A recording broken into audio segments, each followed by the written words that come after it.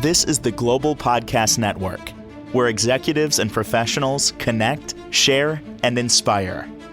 Stay tuned for the conversations that drive success.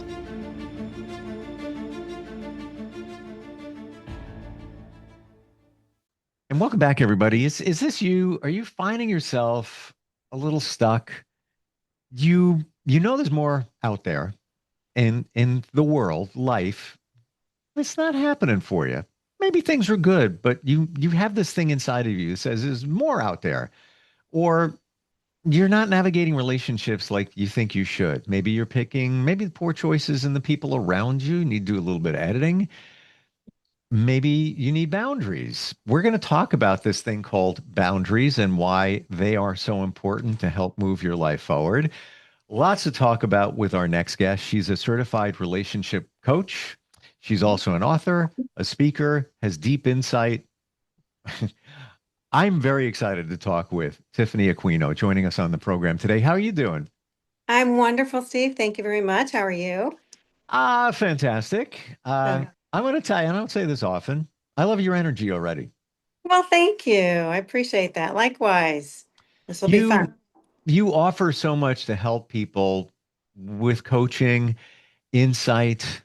I got to believe even when you work with people, they have call them breakthroughs and epiphanies. Does that happen?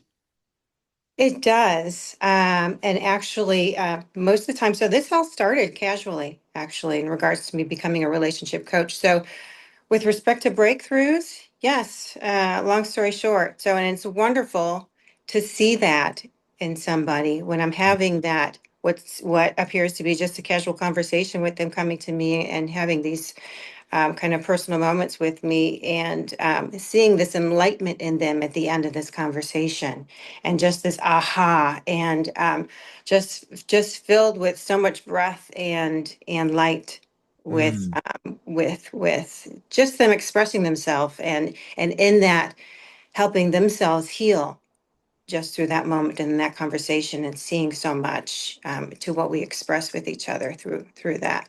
That four-letter word, heal. I don't think we understand, and this is my belief, we all have to heal.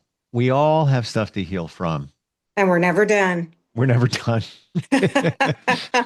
Yeah, it's true. Yeah, and it's a journey. That's why they call it another four-letter word, life.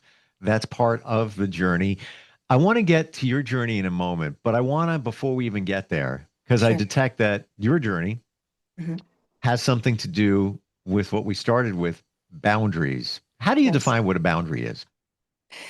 So, uh, to help the listeners better understand and just to kind of give it a casual meaning to it, it's to protect our peace, to protect our peace. Let's just put it that way. And separate from what standards are, right? I think some people kind of confuse that to what those are, right? Yep. And boundaries are not walls, but to put it simply, they're a kind of set of rules per se, but to protect our peace really is how I like to explain it. So Mm. and you can use that assertively and gently and respectfully in conversation if you know what they are. So to sit back and reflect and understand what your boundaries are, because everyone's boundaries are different. So and now how know how to communicate that effectively, right? So the words boundaries and the word assertive kind of have a bad rap. So that's something I'd like to discuss further into our Mm. conversation with that as well. And I believe that many of us are hesitant to put these boundaries up because they feel guilty. They're doing it for themselves. You bring it Mhm. back a memory, and it was about a year and 3 months ago. I left here and I had another meeting, and it was about like 5 o'clock. I had a meeting after, so I had a Uh-huh. little bit of time. So there's Uh-huh. a little tiny airport by here. So I'm like, all right, let me grab something to eat. I'm going to sit there at the airport. Maybe I'll see a plane take off. But it was just a beautiful day. The windows down, a breeze coming through my car, dashboard dining a little bit, Uh-huh. and my phone rings. And I knew who it was, somebody I'm very close to, love them, but I know what to expect. And it's going to be it's going to be a call with some negativity and an issue, and I'm always there for everybody. And it was at that moment I said, I'm not doing this anymore. Right. I'm not, this is my time.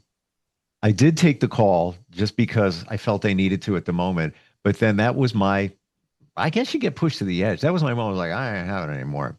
I'm putting up Absolutely. boundaries. This is it.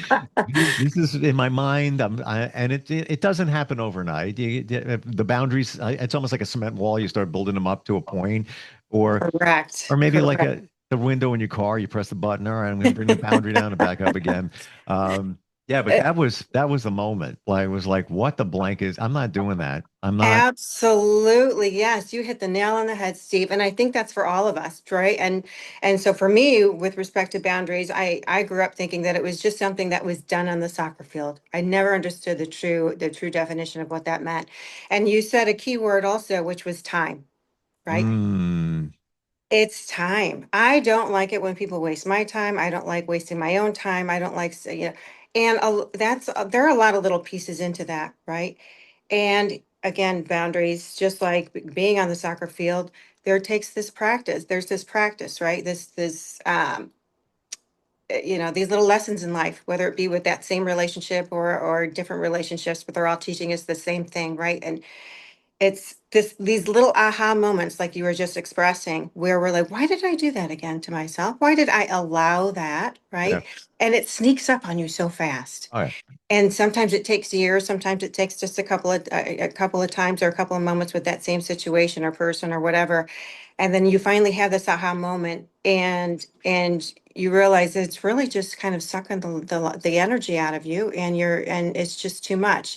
So everything in moderation, right? And like you said, Mhm. you kind of know, like there's this certain person or this thing or this conversation. You're like, okay, here it comes, and I don't want to completely disregard this person, but I can assertively know how to end this conversation, right? Yeah.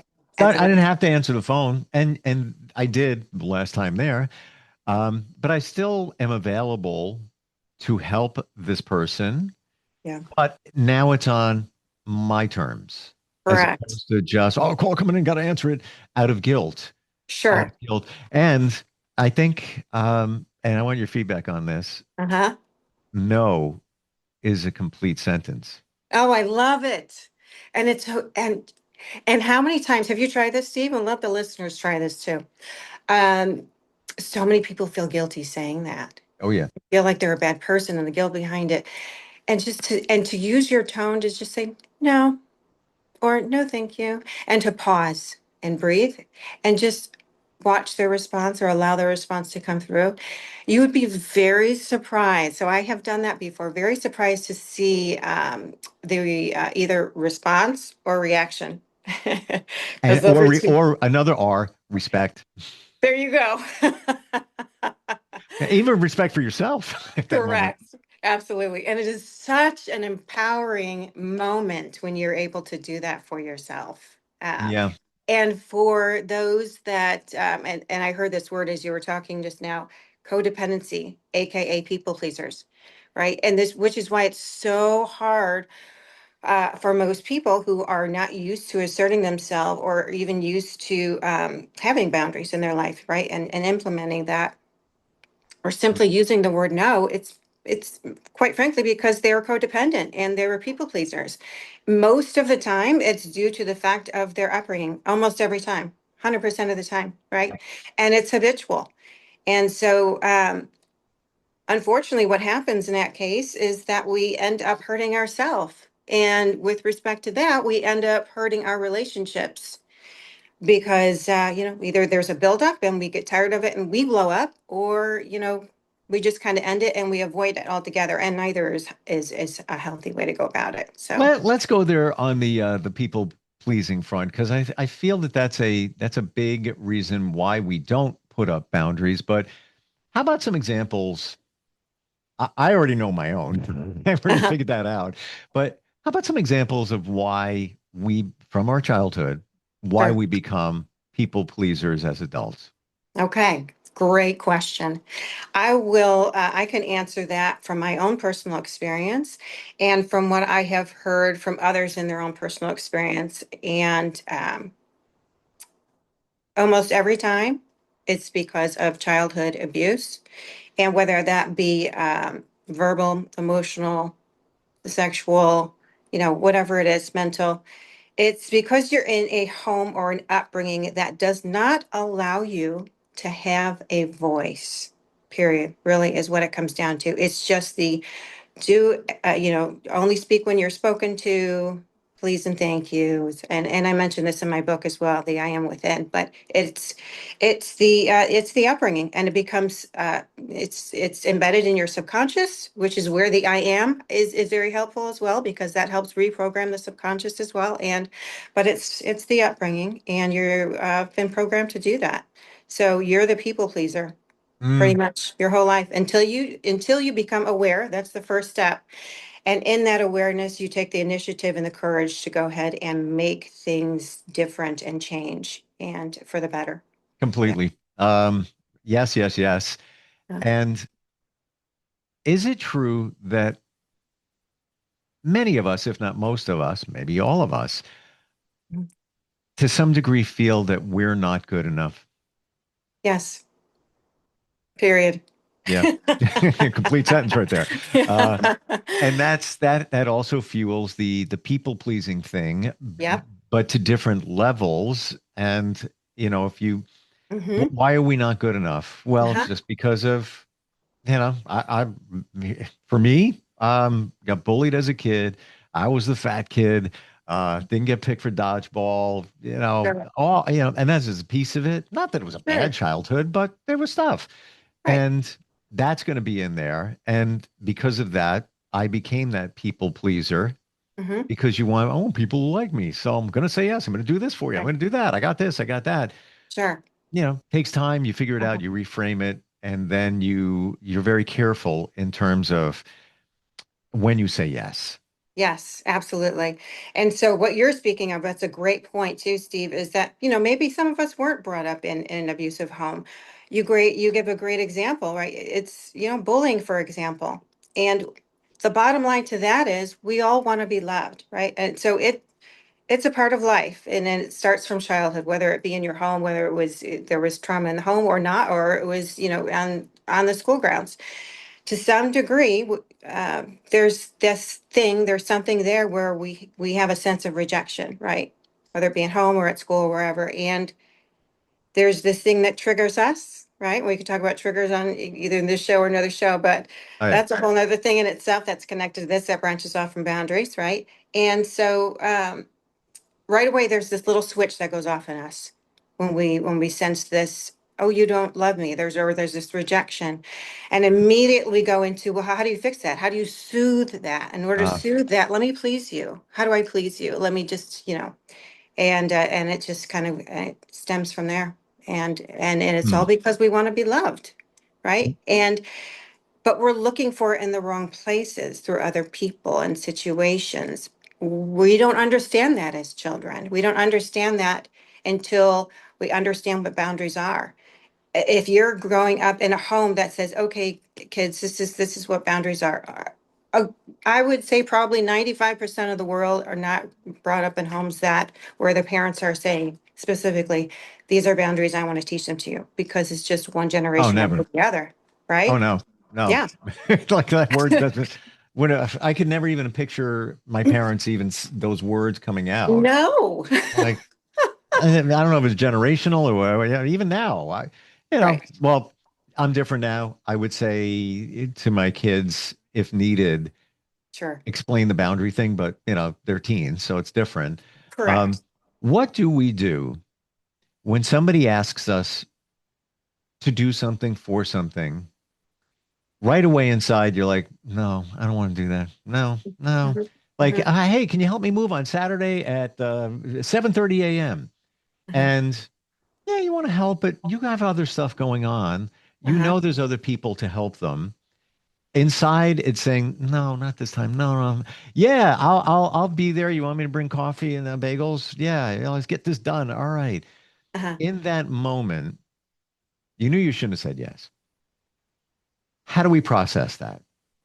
What do we It- do? What should we say to ourselves? Yeah, it's easy for us here to say, well, just say no. right. But how do we process that so it gets easier to finally feel comfortable saying no? Yes. So you're saying after we have said yes to the person already, or in the situation where you want to say no and you don't know how to have that courage to do so?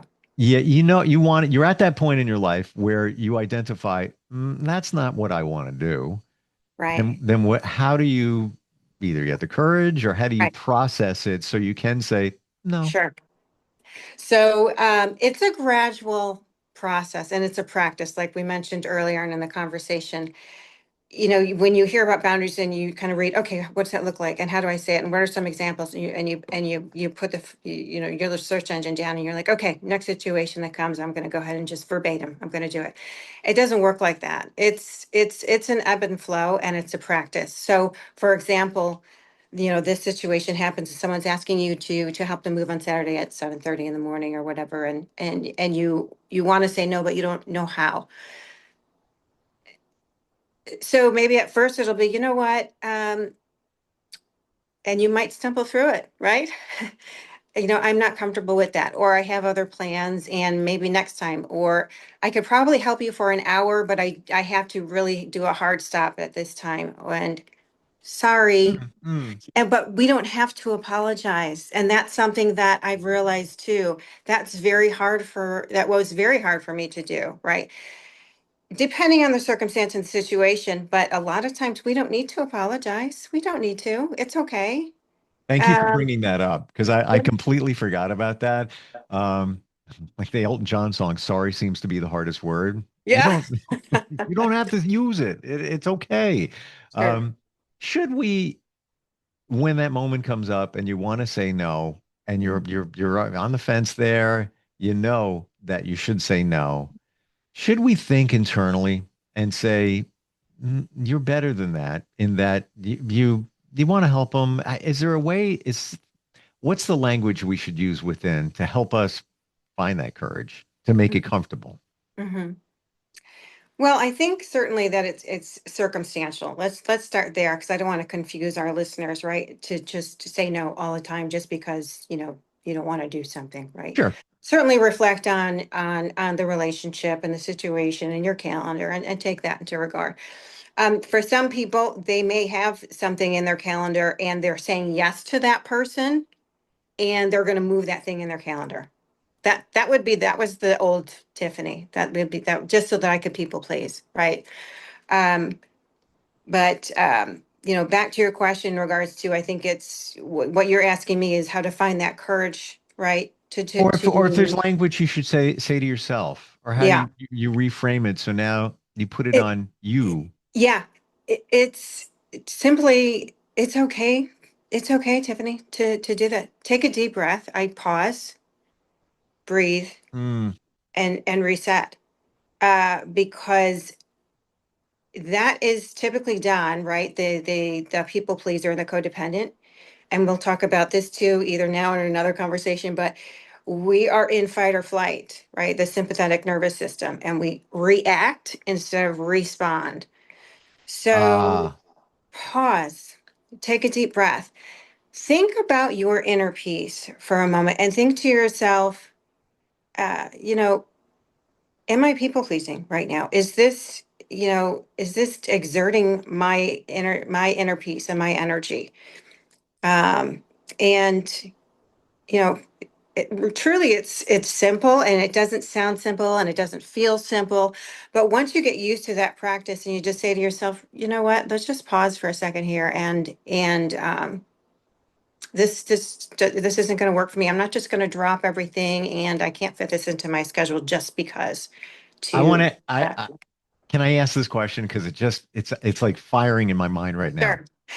Is it okay to say to yourself when you're asked to do something, and before you're in within before Uh-huh.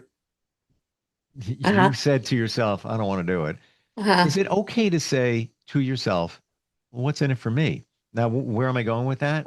Yeah. I was asked to move, hypothetical here. Uh-huh. Tomorrow morning at 7:30. What's in it for me in that I'll feel good helping them move. So there's something in it for me. Ah. Um, I haven't seen him in a long time. it'll be good to see them. And I'm going to also help them move. That's something for me. Sure. When you arrive at that situation and you're like, I'm blank and tired. I have other things going on here. And then Uh, you come up empty. There's nothing in it for me. Is that okay? Or is that yes. kind of dirty to think that? You know what? It is okay to a degree, but at the same time, too, when I hear those words initially, I think, okay, that's a little selfish, right? That's where yeah. And that's where I'm trying to Yeah, process that. right. That's a little selfish. However, again, it's circumstantial and you're connecting all these little pieces too. Is it selfish because you've got something else going on? Is it selfish because you have nothing else going on and all you need is just your me time that morning? No, it is not selfish at That's where I'm going all. with that. Um, That's where right, I'm going. sure. And you know what? And if you literally have nothing in your calendar that day and they ask you to help them move and you can say, you know what, I would really love to. But I truly have devoted this time. I have nothing else going on other than the fact that I need my space and to conserve my energy. So I hope that you can respect that. Or And don't even say that and just go back to, square one. No, because it's okay. sure. Tiffany, how did you get to this point where you help people navigate life, relationships, and so much more? Mhm. Um, it was a gradual process, and it started with my own personal healing, right? Um, a lot of bad relationships, and the background and the foundation of all of that stemmed from the trauma in childhood abuse, right? And not being able to have a voice. Literally, I was not able to speak unless spoken to for the most part, and certainly not give my opinion. God forbid. Mm. I get my opinion on something. Um, so yeah, not having the voice and just being the people pleaser, say, yes, please, thank you. And pretty much that's it. So my whole life, not having a voice, not speaking up for myself, not saying that's wrong. Don't do that, Dad. Stop. And just having to completely hold that in and be silent my whole life going into my adulthood and relationship after relationship, I was still programmed that way, right? So having these relationships with these men, which I gravitated towards because that love wasn't there growing up. So I immediately attached, and we'll talk about attachment styles too on another show as well. And there are four kinds: the anxious, the fearful, the avoidant, and the secure. We all want to get to secure, and you are far from it if you're growing up in an abusive and you're codependent and people pleaser. So that again, that's a gradual process. But long story short, I became a relationship coach. For me, I had zero intentions of actually becoming a coach and getting clients. No way did I ever think that that was going to be my future. No way did I ever think I'd be on a podcast talking about it. So much of my life and my personal life and growing up, I thought I would take it to the grave. Mm. So yes, I finally got so sick and tired of myself. To be honest with you, I got sick and tired of myself, and sick and tired of just pleasing and pleasing and pleasing and pleasing and seeing the same old patterns in my relationships and then seeing like what is wrong with all these men that I keep pulling into my life. Why they're all the damn same, excuse me for my language, but they're all the same. And I'm like, finally I realized, no, you know what, there's this link here and that's not the same and it's me and I need to fix me. So I went and got the education to do it, threw the certificate, off to the side, think I'll never do anything with it again. A few years went by and having casual conversations with family and friends who would come to me just naturally, organically with their own problems. At the end of the conversation, they would say, why aren't you doing something with this knowledge and actually, becoming a coach? So they were little baby steps into it. So here I am, and Wow. I'm very passionate about it. Very passionate. I feel truly that boundaries need to be implemented into the school system as a curriculum. I agree. 100%. Yeah. Mm. I Yeah. feel that our our divorce rate will certainly be down. Our relationships overall, whether it be personal or professional, will be more well-rounded and healthier if that's implemented. So. I'm right there on your page. And also maybe therapy before we engage in serious relationships. Because once you figure it out, and you Uh, did, and I don't minimize anything ever, but your your situation is an example of all of us. What Yep. happened, when we talk about childhood and how Sure. we navigate as adults. Yep. My story is different, your story is different, but the overall story is the same. And that's why we make these choices. We're out of time. I can just keep Oh, going. shoot. It's like there's so much to talk about. And Absolutely. I would love to continue on because there is a piece there that you had mentioned with respect to going on from relationship to relationship. So we'll talk about the snowball effect. oh my gosh, Okay. or Yeah. why these people show up in your life and why Ah, so many of us, you're classic. I mean, on the male side, my right. friends, one in particular, and sometimes I agree with them. I shouldn't, but it's like women are crazy. Right. No, the ones that are showing up are crazy. But why are they showing up? We're allowing it. We're There's allowing a it. big piece of us in here. Right. Yeah, yeah, and Mhm. we're doing it unknowingly, subconsciously, um, to help us feel better Sure. And because of childhood. right, Yeah. right. We can't fix them. We can only fix us. Yep. So, yeah. Tiffany, how do we connect with you, even just to start a conversation, on a coaching level, Sure. just to learn about all this stuff? Absolutely. Well, you can reach me on Instagram at Tiff, Tiff, Aquino, Aquino, coaching. Or you can reach out to me at Tiffany Aquino coaching at gmail.com. And your website? Is TiffanyAquinoCoaching.com. Perfect. Wonderful having you on here. This is fundamental, but this is Yes. stuff that most of us don't know about, and Sure. it's the secret to a happy future. Thank you for Absolutely. today. Looking forward to getting together. We had a lot to talk about. Likewise. We sure do. Thank you, Yep. Steve, for your time. I appreciate it. It was fun. Likewise. We'll be right back. This is the Global Podcast Network, where executives and professionals connect, share, and inspire. Stay tuned for the conversations that drive success.